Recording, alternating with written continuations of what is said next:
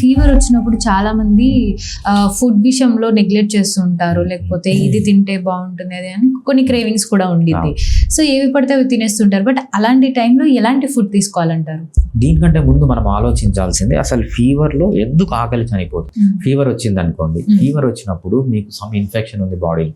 ఆ ఇన్ఫెక్షన్ వల్ల మీకు కావాల్సిన ఎంజైమ్స్ కానీ, మీకు కావాల్సిన హార్మోన్స్ కానీ, మీకు కావాల్సిన నర్వస్ సిస్టమ్ కానీ, అక్కడ మెటబాలిజం కానీ సరిగ్గా లేదు. ఎప్పుడైతే ఈ మెటబాలిజం అనేది సరిగ్గా లేదో అప్పుడు మీ బాడీ చెప్తుంది అనమాట, నా మెటబాలిజం సరిగ్గా లేదు, నాకు కొంచెం రెస్ట్ ఇయ్యి, నువ్వు తినడం ఆపేయి అని బాడీ చెప్తుంది అనమాట. సో బాడీ చెప్పినప్పుడు ఆకలి తగ్గిపోతుంది మనకు. దాని ప్రకారం మనము ఆకలి వేసినప్పుడే తినడం అనేది మంచిది, కొన్ని కండిషన్స్ లో తప్పితే. సో మనం మెయిన్ గా చేయాల్సింది ఫీవర్ లో ఏంటంటే హైడ్రేషన్ మెయింటైన్ చేసుకుంటున్నారు. వాటర్ బాగా తీసుకున్నంత వరకు ఏం వరి కావాల్సిన అవసరం లేదు.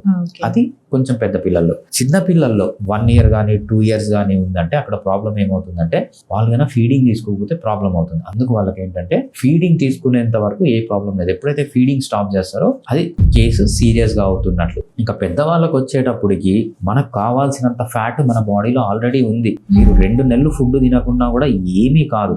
సో మీరు చేయాల్సింది ఏంటంటే ఫీవర్ వచ్చింది, ఆకలి తగ్గిపోయింది, ఫీవర్ వచ్చినప్పుడు తినకపోతే నీరసం వస్తుంది అనే భయం లేకుండా ఆకలి వేస్తే తినండి, లేదంటే ఫీవర్ టైంలో మనకి ఏం రెస్ట్రిక్షన్ లేదు, ఏది తినాలనిపిస్తే తినమని చెప్తామన్నమాట. నార్మల్లీ నాకు కన్నా పేషెంట్స్ చిన్నపిల్లలు వస్తారు, వాళ్ళకి ఏం చెప్తానంటే చాలా హ్యాపీగా ఫీల్ అవుతారు అనమాట వాళ్ళు. సో సార్ ఎప్పుడు జంక్ ఫుడ్ తినద్దంటే చాలా మంది తల్లిదండ్రులు పిల్లలకి జంక్ ఫుడ్ పెట్టడమే మానేస్తారు. సో మరీ జంక్ ఫుడ్ కాకుండా సో వాళ్ళకి ఏదైనా బర్గర్ తినాలనిపించింది ఫీవర్ వచ్చినప్పుడు తినిపించండి, బట్ షుగర్స్ మాత్రం పెట్టదని చెప్తాను. ఫీవర్ వచ్చిన టైంలో కొంచెం నాన్ వెజ్ అవాయిడ్ చేయమంటారు.